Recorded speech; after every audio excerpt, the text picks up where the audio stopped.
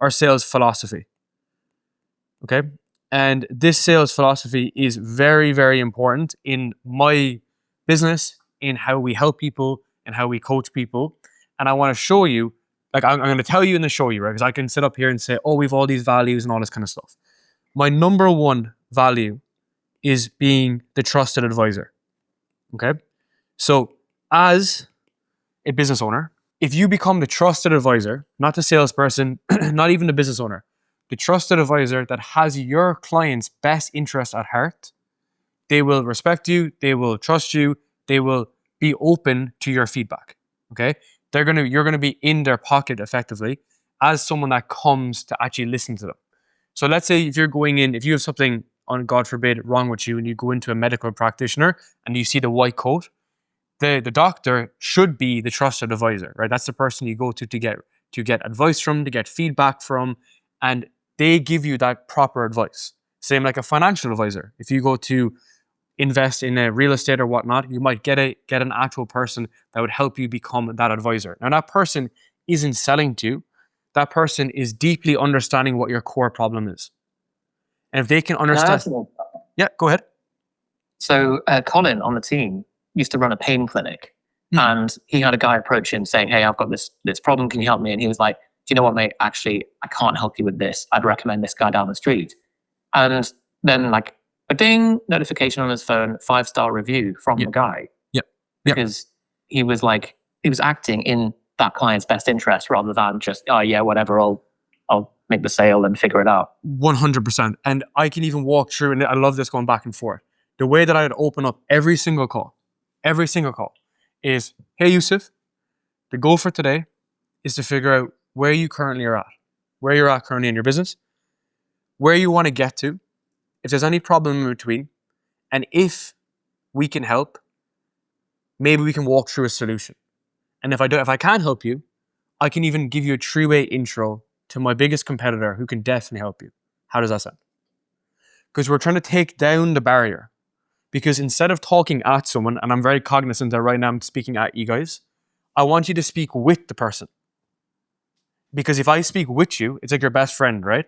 Like I would say, Yusuf, Johnny would come in and advise you on what you should and should not do at times. Like, hey man, like let's not do this, let's do this.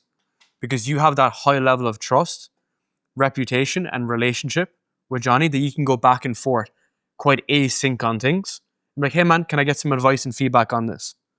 Because at that point then, you as the business owner, you're actually helping your clients to the actual solution at that point. And that's all that we're doing in here. Our marketing is doing the heavy lifting, and any sort of sales process or conversation that we're having is you guys coming in and actually being able to provide that acute feedback. So again, Yusuf, I'm going to use a lot of doctor references. If you go into a doctor's office right now and you have an issue with your ear, and you come in, he comes in and he diagnoses the actual specific issue in your ear.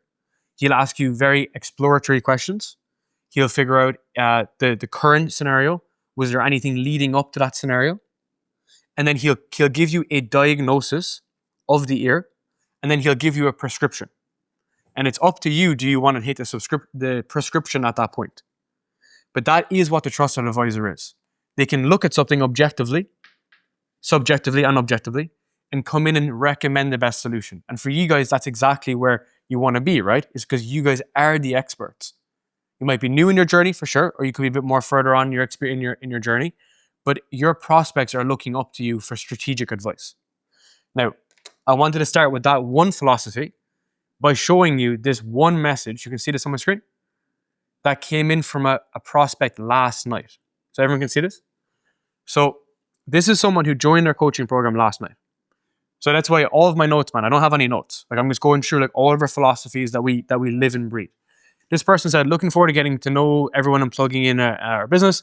Special thanks to Darren Lee for being the absolute legend that he is and staying on touch with me when the right time was to jump in.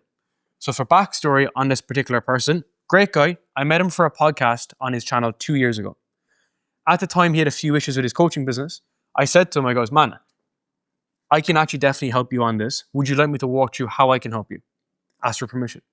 He said, yeah, I'm amazing. I walked through how we help people. And he said, man, I'm in a bit of a money crunch right now. I goes, no worries. Just stay at arm's length, completely fine. For the past couple of years, we've been in contact. And whenever things came up, I'm like, hey man, how's things going on in the business? How's the process? All this kind of stuff. I was always sharing over my assets. Again, back to the assets. I was always sharing over assets. I have a 3.5 hour free course on YouTube. I run webinars every single month. We do a bunch of different stuff in our business, okay? So I was sharing over these helpful assets, and he was like, man, like, this is great.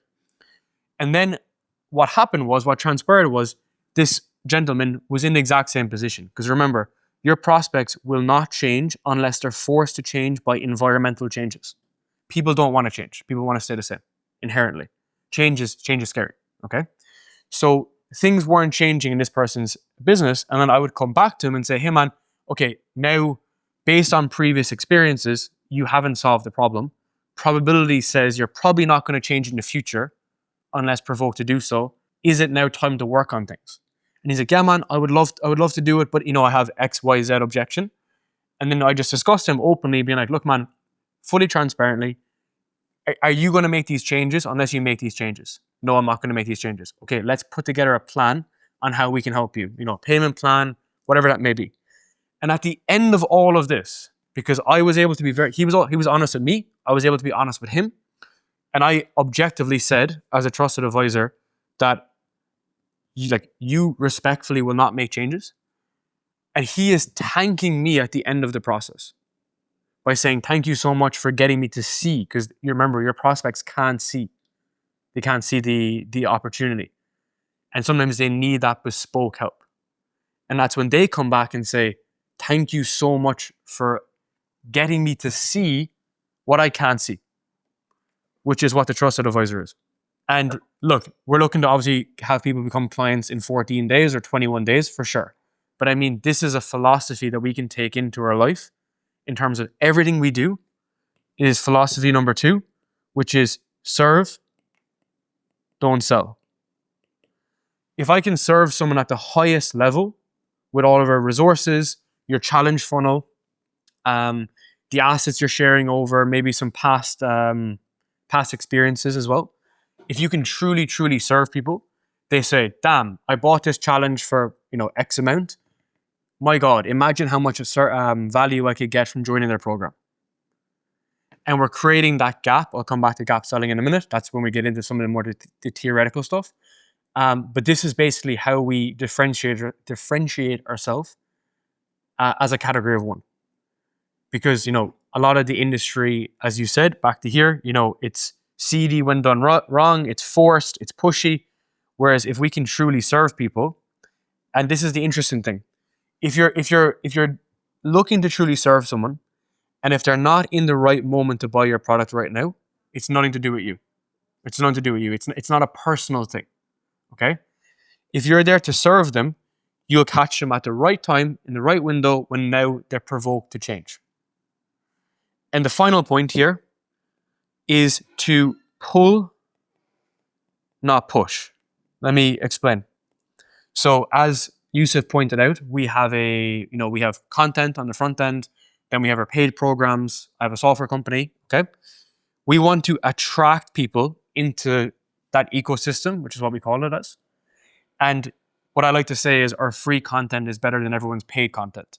So if I have this banger 3-hour free course, or the equivalent might be an amazing challenge, as some of it is public on YouTube, that pulls people in and they think, what's Johnny and Yusuf doing? And I think that's where the attraction, magnetic marketing comes from effectively. So we have these 3 things, which is trust, serve, and pull. And to me, this changes the dynamic effectively. And to me, this is where, you can, and this is my recommendation to you guys. You guys can say to people, look, I can definitely help you in this specific way. Would you like me to walk through how I can help you? Always ask for permission, okay? And step number 4 is permission-based sales. Always ask for permission. Would you like me to walk through how we can help you? Would you like me to implement part of this workshop or part of this challenge for you during the coaching program? And every time someone says yes, they walk one step closer to their solution.